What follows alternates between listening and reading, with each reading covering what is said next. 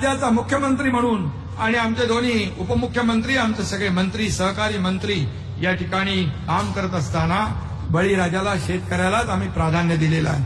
आणि मला एक आनंद आहे की गेल्या 2-2.25 वर्षामध्ये या शेतकऱ्यांना आपण जे काही नुकसान भरपाई जेव्हा देतो त्यांना त्याचं आपण अवकाळी, त्यामध्ये गारपीट झाली, अतिवृष्टी झाली, काही ठिकाणी दुष्काळ झाला, आपण दुहेरी सामन्याला तोंड देत असतो.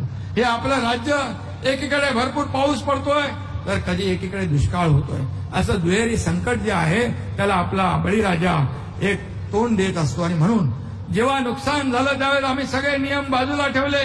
यापूर्वी एनडीआरएफच्या नियमानुसार शेतकऱ्यांना मदत दिली जायची, पण आपण एनडीआरएफचे नियम बाजूला टाकले.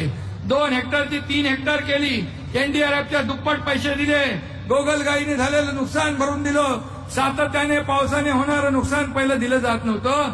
आपल्या महायुतीच्या, आपल्या शेतकऱ्यांच्या सरकारने ते देणं सुरू केलं. 5,000 रुपये हेक्टरी सोयाबीनला आणि कापसाला देण्याचा निर्णय घेतोय.